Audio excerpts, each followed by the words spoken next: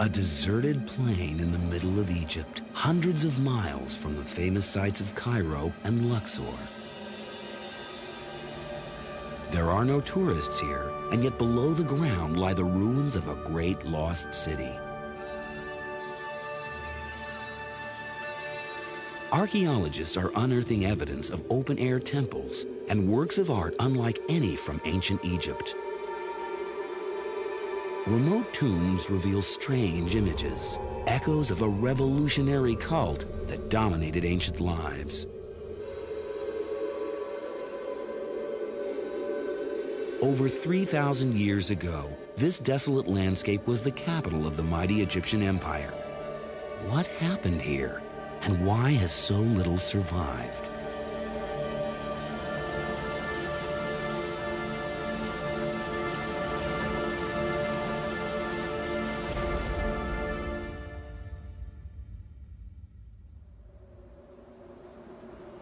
This is the story of one of the most traumatic episodes in the whole of ancient Egyptian history. Under these sands lie the ruins of a religious experiment that rocked the Egyptian empire to its foundations. For many at the time, it seemed to promise a heaven on earth. For many others, it became their worst nightmare. The mysterious ruins were discovered last century in Amarna in Middle Egypt, far from Cairo in the north and Luxor in the south. The first strange clues to this lost city were found in tombs hewn in the surrounding cliffs. The walls of this tomb are covered with unusual reliefs. This relief shows a king and his wife. We know it's a royal couple because of the clothes they're wearing, but we can't tell who they are. Their faces have been chiseled out.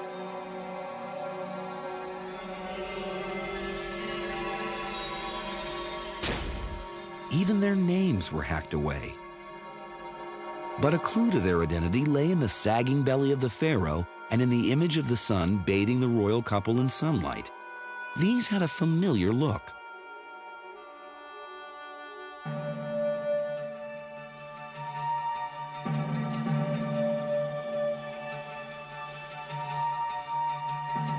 Similar images appear on the throne of the most famous pharaoh of all, Tutankhamun.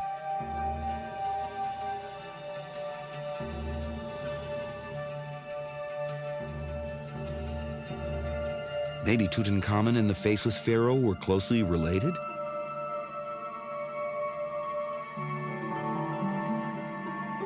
Some even suggested they were father and son.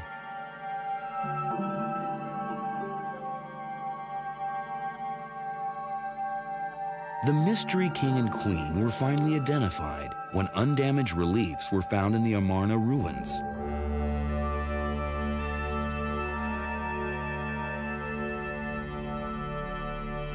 He was Akhenaten, an enigmatic pharaoh held by some as a visionary, branded by others as a heretic and a criminal.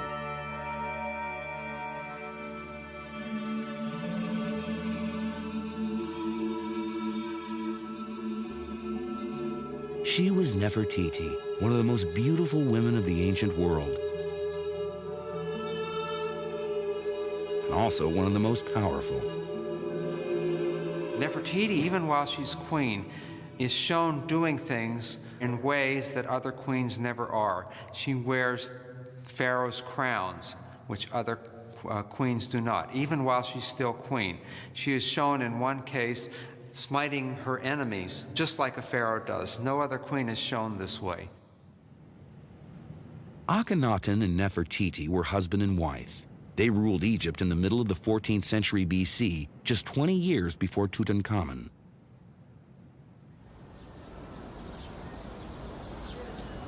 And yet, for all their importance, they might as well never have lived. This is a temple at Abydos, 60 miles north of Luxor. It contains a list of the kings of ancient Egypt published by Seti I. But the list is incomplete. There is no mention of Akhenaten. This is the name of his predecessor, Amenhotep III. Akhenaten's own name should be next, but it's missing. The list jumps straight to the next dynasty. It turns out there was an active campaign to erase Akhenaten's reign from ancient Egyptian history. Whenever it was necessary to refer to this period or to Akhenaten himself, he was only referred to as the heretic. What did Akhenaten do that was so terrible?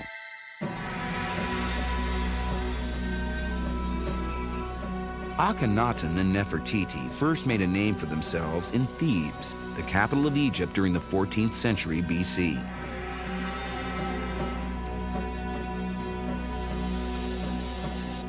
The conquest of foreign lands, from Sudan in the south to present-day Syria in the north, had brought untold power and riches to the Egyptian empire.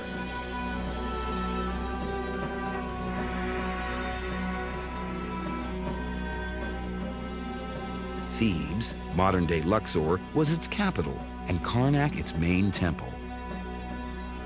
Larger than the Vatican, Karnak was built more than 3,000 years ago, when Egypt's religion was polytheism, belief in many gods. The king, with his priests, prayed to these gods on behalf of his people. In Thebes, the most important god was Amun. Symbolized by his two-feathered crown, he was a god of fertility and creation. Each year, the Amun cult staged a popular procession along the River Nile of floating shrines with statues of the gods. All that came to an abrupt end when Akhenaten became king around 1353 BC. In a startling move, he abandoned Amun in favor of a different god.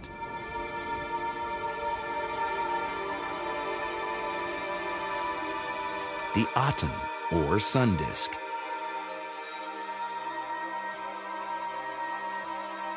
The sun god was as old as ancient Egypt. He had been worshipped by the first dynasties 1,000 years earlier, during the time of the pyramids.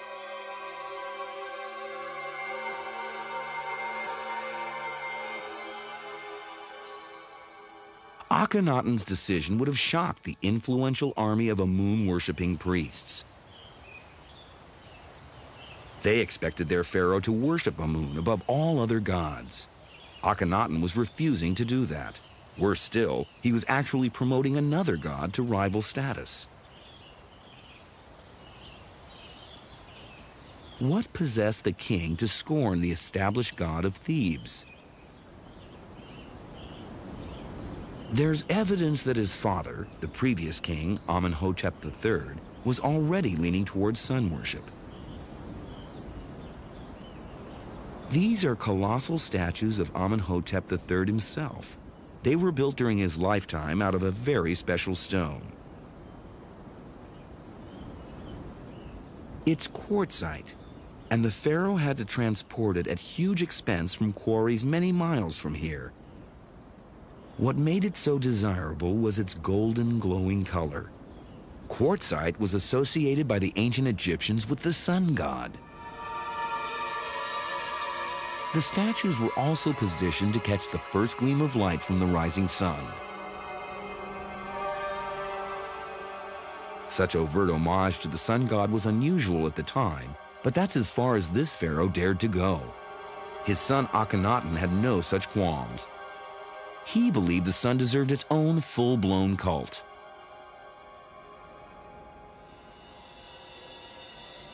Five years into his reign, Akhenaten unleashed another shockwave. Thebes, he announced, was too closely linked to Amun and so unsuitable for the Aten. The sun disk needed its own holy city. The existing capital of the Egyptian empire had to be abandoned. To the consternation of the priests, Akhenaten and a small band of loyal nobles left Thebes in search of a new capital. After scouring the length of the Nile, he came upon a site in the middle of Egypt. It was exactly halfway between Thebes and Memphis, about 170 miles from each. The shore where Akhenaten landed is in a region now called Amarna. The villagers live in a fertile stretch of land on the east bank of the Nile. Beyond it lies a forbidding plain surrounded by cliffs. It was as bleak then as it is today. No one would dream of running the Egyptian empire from such a desolate and remote spot, yet it was here that Akhenaten decided to build his new capital. The king must have been aware that the move would come as a shock to his subjects because he went to great lengths to justify his decision.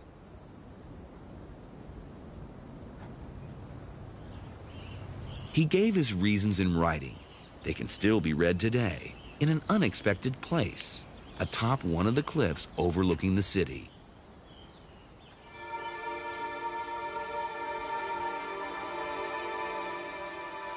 A symbol of the Aten has been carved into the rock as a boundary marker. Below it is a text. It says that His Majesty found here the place of origin of the Aten, after arriving mounted on a great chariot of gold and silver.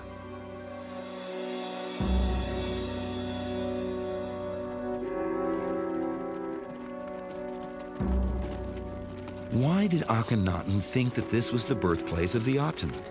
He and his supporters arrived here with only tents for accommodation. This truly was virgin land, with no links to any other gods. And the king found something even more convincing. In Egyptian belief, the horizon where the sun rose was called the Akhet. It was symbolized by two mountain peaks, with the sun disk rising between them.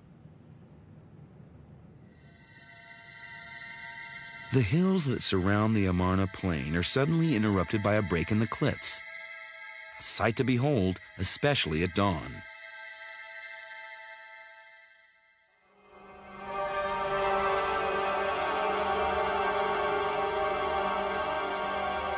The king must have thought he'd found the sacred birthplace of the sun god.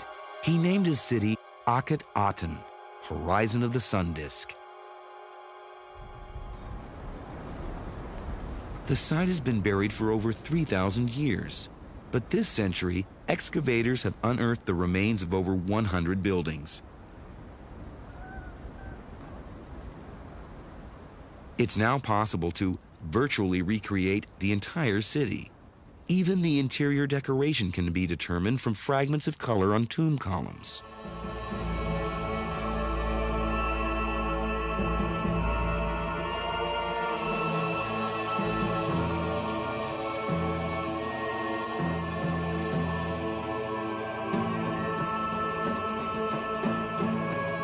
In the heart of the city stood the temple to the Aten,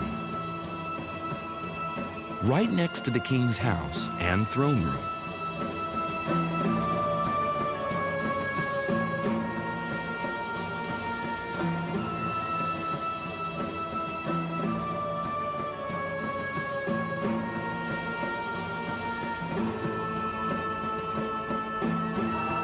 The finished interiors were in stark contrast to the barracks-like exteriors, but this was a city built in a hurry.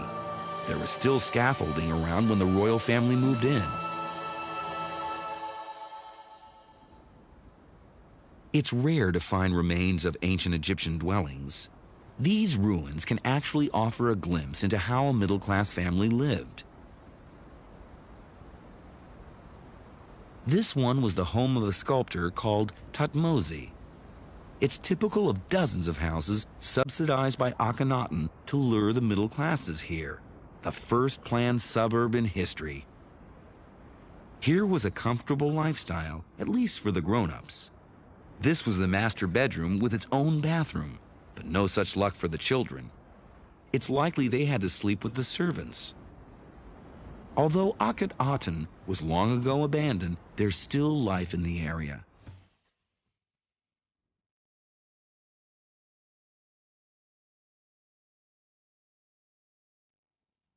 Several villages nestle between the ancient ruins and the Nile.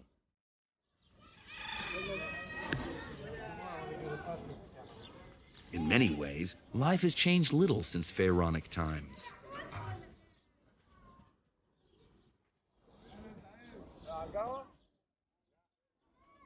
Today's inhabitants are a mix of the old indigenous population and Arab tribes who moved into the area in the Middle Ages.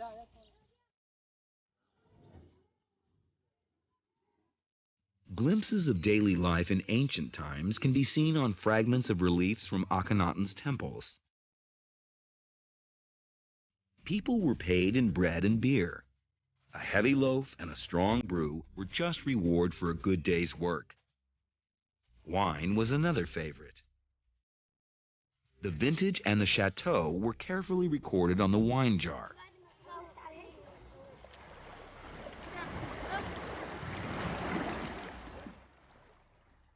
The River Nile has always been the lifeblood of Egypt. It still is, but it can be painfully slow and tiring to fetch water from the river. The renegade pharaoh had a better idea.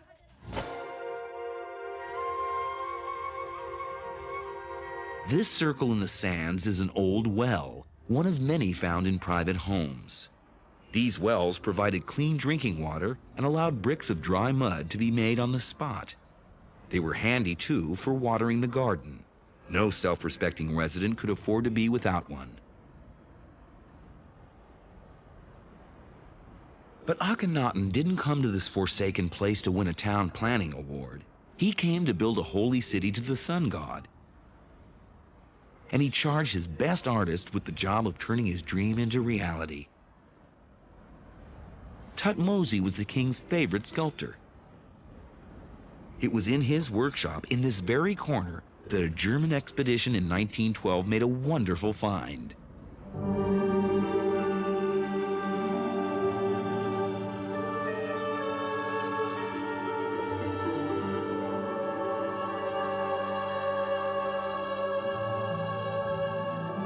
This bust of Nefertiti had been buried under rubble for more than 3,000 years. It's a work of art unlike any in ancient Egypt and underlines the importance Akhenaten attached to perfection.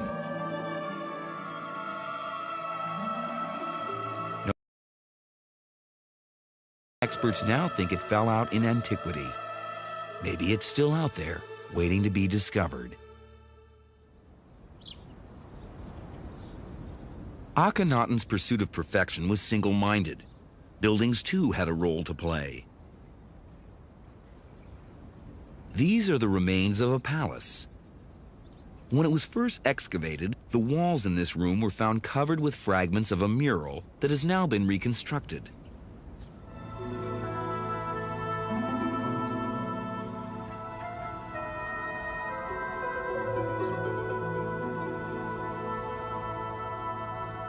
The room opened onto a secluded garden court.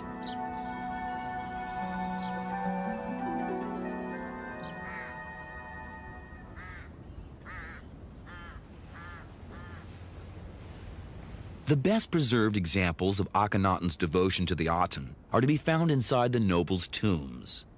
This one was never finished, but it shows how the stonemasons carved the columns straight out of the rock. It was built by a military officer called Ai, probably Nefertiti's father, for himself and his wife when the time came. The highlight of the tomb is a religious text carved on one of the walls. It's a hymn by Akhenaten dedicated to the sun god Aten. What's so remarkable is its similarity to a psalm in one of the world's most sacred books, the Bible. O living sun disk, thou art beautiful, great, glittering. When thy movements fade, the land is in darkness. Every lion is out of his den.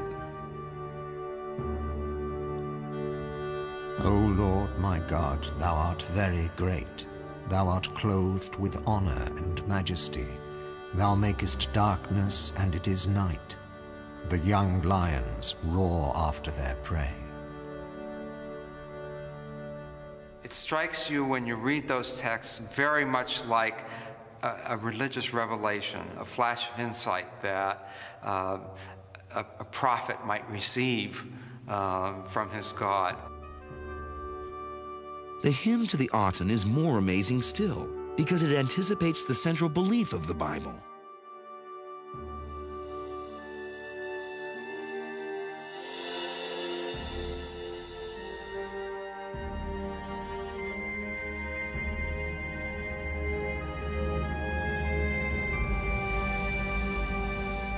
This hymn is the very first recorded expression of monotheism, the belief that there is only one true God.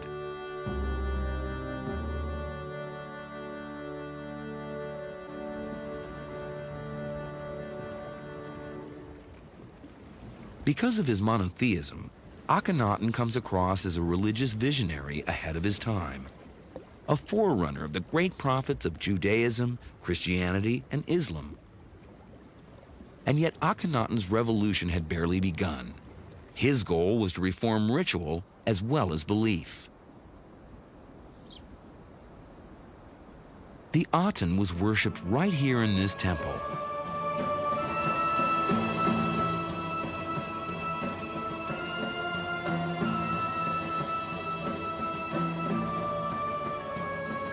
As in other cults, ordinary people were kept out of the temple. Only Akhenaten and his priests could enter the inner sanctuary. But Akhenaten came up with a new idea for including the people in the worship of the Aten. An aerial view of the Amarna region shows that the king had boundary stones installed to define the city limits. There were also definite axes pointing east and north. When architect Michael Mallinson analyzed a recent survey of Amarna by the Egypt Exploration Society, he noticed that the boundary stones and the temples formed a series of perfect rectangles. What did it all mean? There's a clue in the geometry of the temple itself. Its proportions, when projected out, are the same as those of the city limits. It's as if the whole city had been made into a temple. Everyone can see the horizon of the Aten where the god first appears, and it can be worshipped as such. He's opening it all out, so suddenly it's all apparent, it's all visible. So it's gone from being a religion which is closed to a religion which is open, and that's completely consistent with the way he himself represents his religion. It seemed as if ordinary Egyptians may have ignored Akhenaten's offer. Excavations at a workers' village suggest a reluctance to give up the old and familiar ways. There was still a certain amount of worship of traditional gods, or there were certainly chapels, and there is evidence for various fertility gods and things associated with the ordinary people, which may suggest that they weren't that interested in Atenism.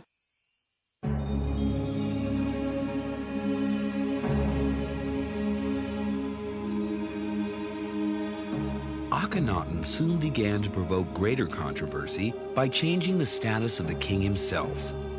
The ancient Egyptians saw their kings as a vital link between the gods and humankind. It seems that Akhenaten was aspiring to a much more exalted position. This is one of the most frequent reliefs found at Akhenaten. It shows the royal couple at a balcony handing out gifts to members of the nobility.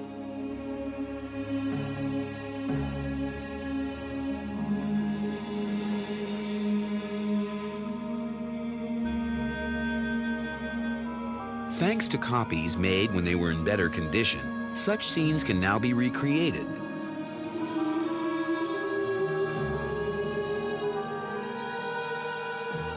This one is known by Egyptologists as a window of appearance.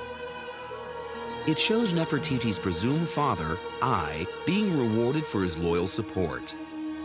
Although it looks like a secular palace ceremony, new finds suggest that this ritual had heavy religious overtones.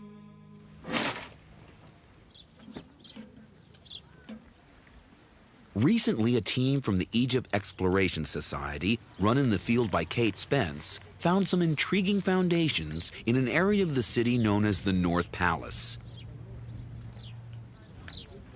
Among the finds were the bases of large-scale statues. They hinted at a major complex. Just how important a complex became clear when tiny fragments of a precious metal were found. There you are, a nice big bit of gold leaf coming out in front of your very eyes. It was the first trace of gold found at the North Palace since the 1920s and was evidence of something special and religious. It was associated with the sun and with the flesh of the gods, and the fact that it shines, that when light falls on it, it reflects off it, was very important for the Egyptians.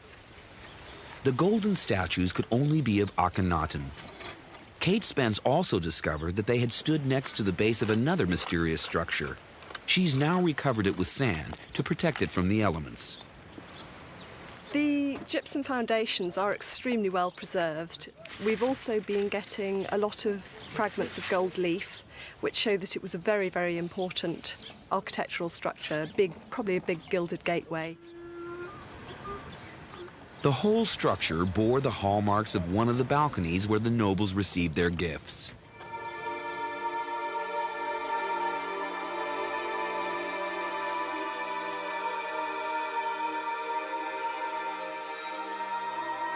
So what were the religious overtones of this ceremony? A vital clue lay in the strange orientation of the palace. It was aligned to the east. Usually only temples pointed east. Perhaps the palace was intended to be like a temple, but who then was the object of worship?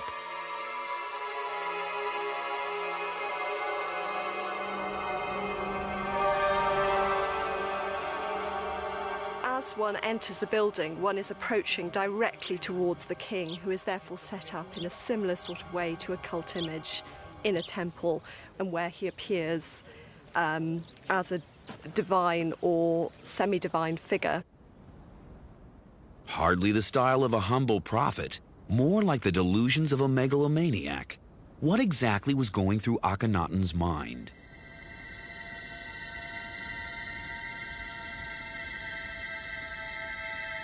An insight into his thinking can be gleaned from his tomb. Like all pharaohs, Akhenaten built his tomb while he was still alive. The nobles' tombs in the Amarna plain were cut into the surrounding cliffs, but not Akhenaten's. He built his 4 miles further east, deep into a valley that winds its way through the desert. It's always been a mystery why the royal tomb is so remote.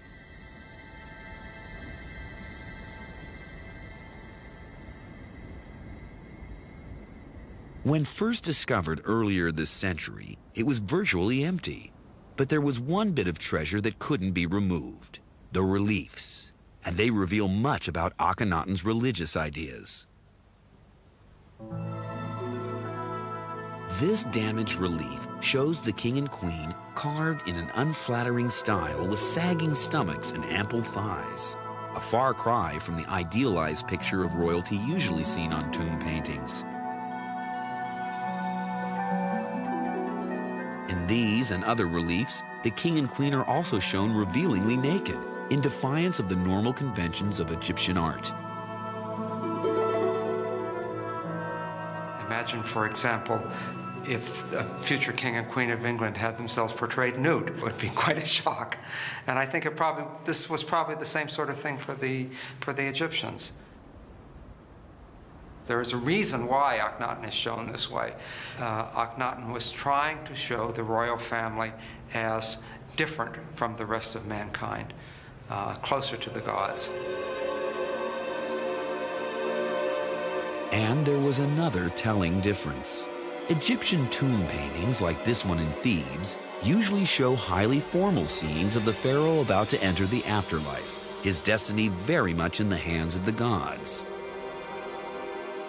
Akhenaten's reliefs depict surprisingly intimate and informal scenes in which the members of the royal family itself, not the gods, are the center of attention. In this scene, the king and queen are shown mourning the death of a daughter.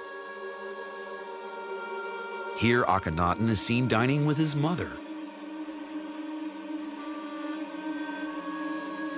And here, Akhenaten and Nefertiti are seen exchanging affectionate glances. I think the purpose was to convey to the ancient Egyptians that here you have not only the model of human life, but also the source of all love. And so the idea, of course, is that all life flows from Akhenaten and Nefertiti, just as it originally did from the gods. No pharaoh had ever associated himself with a god as closely as Akhenaten, and yet there are signs that he was aiming higher still.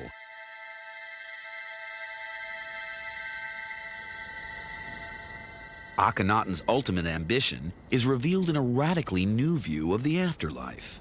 Traditionally, the spirit of the dead was believed to set in the west with the dying sun. It then journeyed into the nether worlds of the night, where it would meet Osiris, the god of resurrection, and receive the power of rebirth.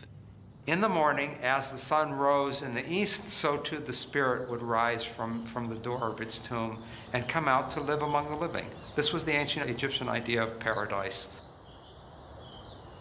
Akhenaten, it seems, was quite prepared to undermine this cherished belief. The key to his view lies in the puzzling location of the royal tomb. The recent survey of the region reveals that it lies on the same axis as the temple to the Aten. And the valley that leads to the tomb is the same break in the cliffs which to Akhenaten looks so much like the sacred Akhet, or horizon of the sun disk. The Akhet in ancient Egyptian belief was a place in which the sun spent perhaps as much as an hour before rising in the morning. Now, this was not just a zone of transition between the netherworld and the world of the day. It was a place also where the sun received the final effective form that it needed to come to life again in the morning. The royal tomb was situated in the very birthplace of the Aten. Why? There's a clue in a major relief on the walls of the royal tomb. It shows the Aten rising in the Akhet. Its rays radiate out, breathing life into every street and house in the city.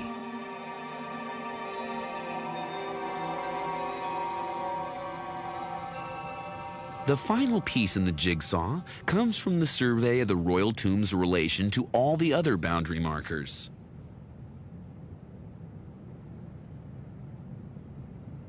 The tomb's position suddenly makes sense. The magical birthplace of the sun god and the royal tomb appear to be one and the same.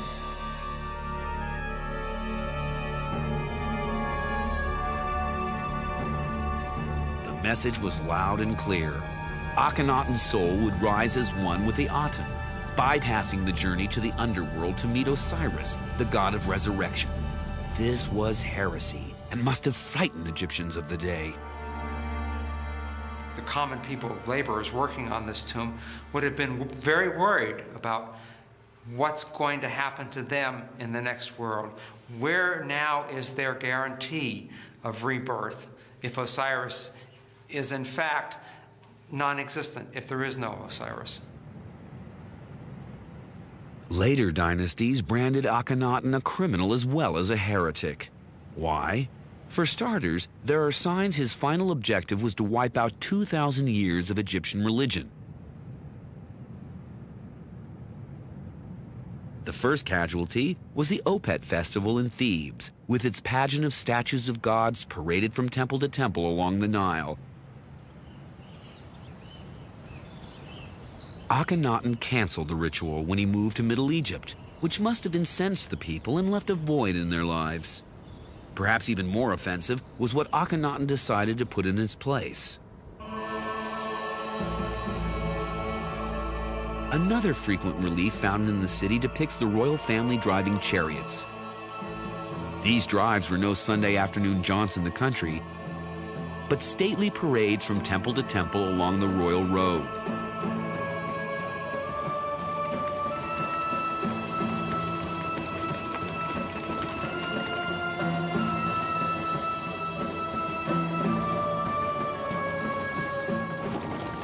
instead of having processions of divine images, you're having processions of the king himself.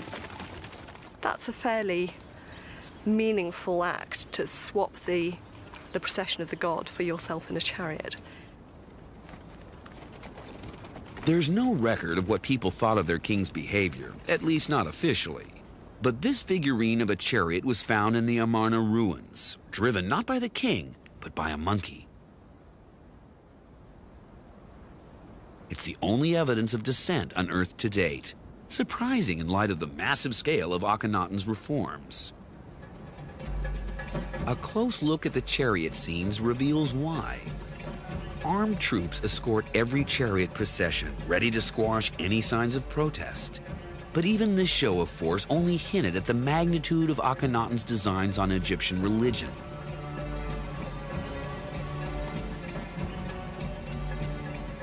After about 10 years in power, he issued the most brutal edict of his reign, the desecration of all the old gods of Egypt.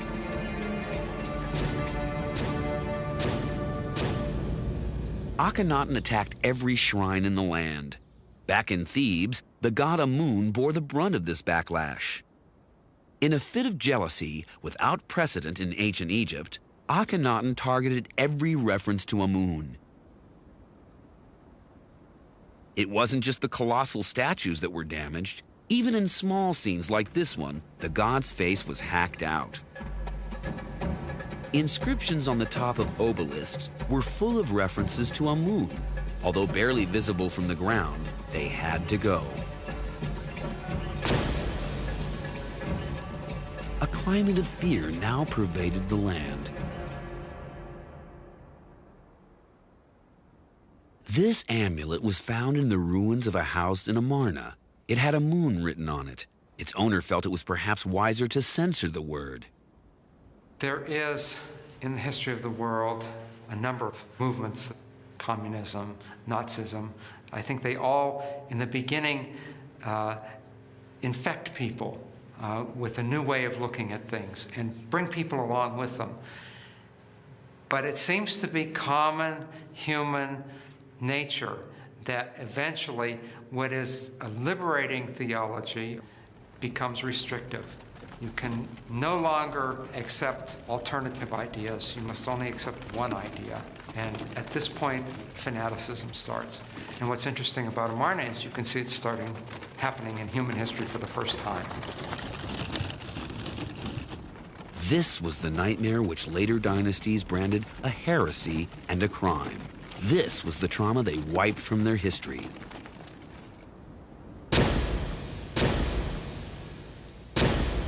How it came to an end and who erased the memory is shrouded in mystery. But here and there, one can still hear faint echoes of a violent aftermath.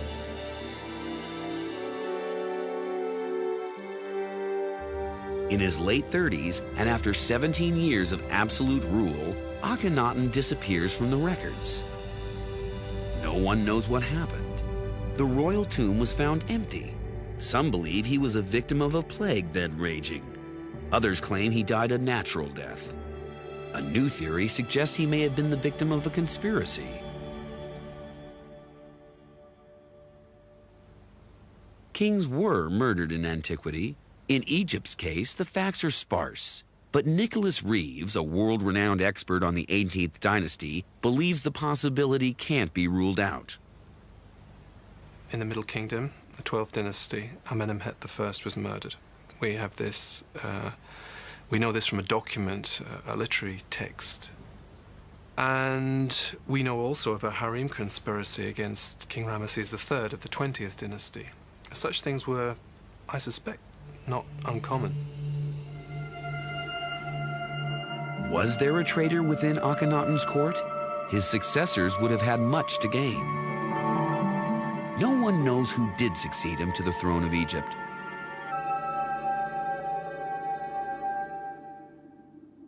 One candidate is an obscure pharaoh by the name of Smenkhare. Some argue that he was a younger brother or son of Akhenaten, but others claim that he never existed and that Smenkhare was a pseudonym for someone else.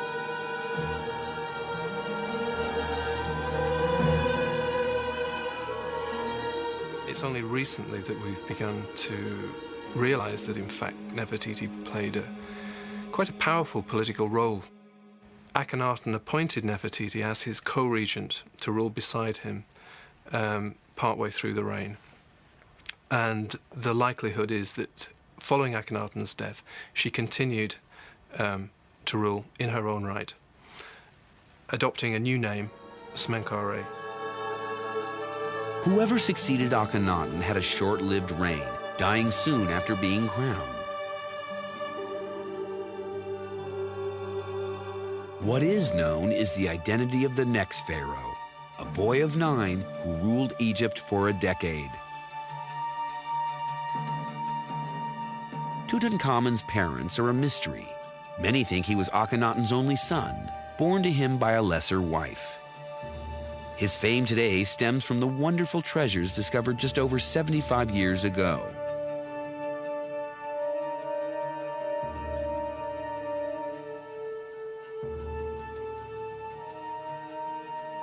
It's thought that Tutankhamun died too young to play a major part in history, but the boy king in fact presided over one of the most critical periods in his country's past.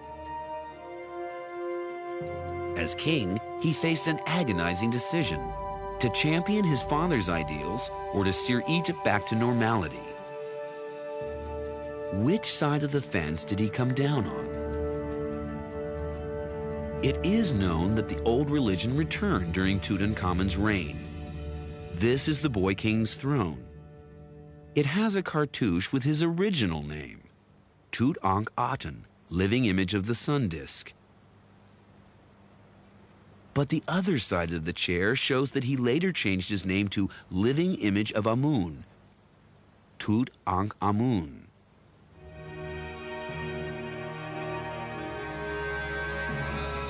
Yet the restoration could not have been carried out by Tutankhamun himself. He was too young. The affairs of state were in the hands of a close relative, the father of Nefertiti, the officer Ai. It was he, a former ally of Akhenaten, who in fact renewed the cult of Amun. Ai was due to hand over power when Tutankhamun came of age. Instead, the boy king met a premature death, and Ai himself acceded to the throne of Egypt.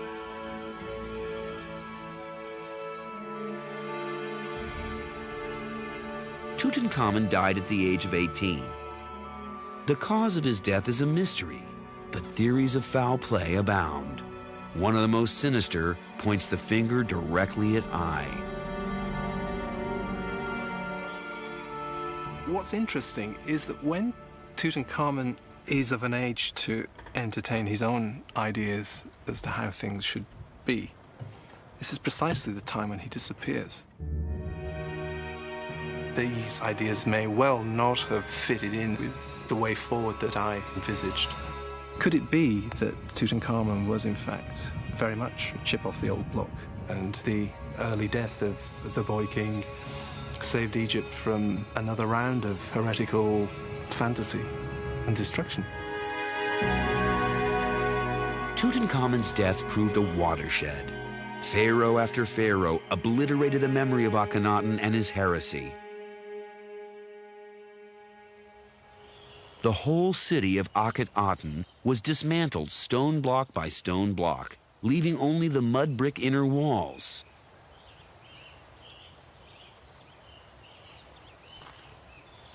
Ancient Egyptians must have thought they'd heard the last of Akhenaten. But in 1907, excavators stumbled upon a strange royal tomb, not in Amarna, but in Luxor, in the Valley of the Kings. It was found strewn with broken furniture. Tomb 55, as it is known, dated from Tutankhamun's reign, so it must have housed a family relation. But who?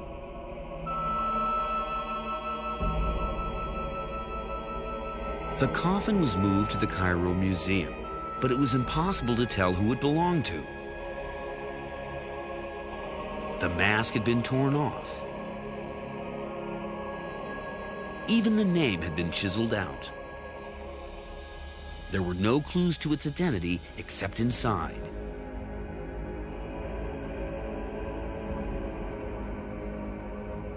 the skull and bones of an adult male. When we first examined this, Was the body related to Tutankhamun?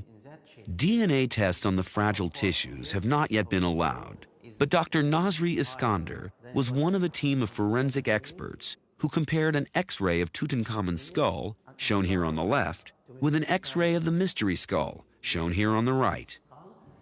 now this one is very close to this one, and according to some dimensions we are measuring and some angles of the mantle and some parts of this skull, we have found that this is a first-degree relationship. It means it is father, son, brother, or something like that. This is first degree.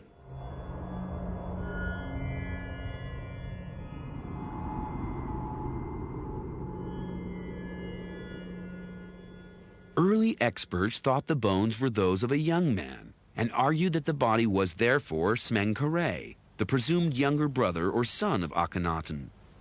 Of course, if Smenkhare was in fact Nefertiti, this would be impossible. But a recent reassessment of the age of the teeth has led many to reject the Smenkhare idea. The age of death is now thought to be between 35 and 40.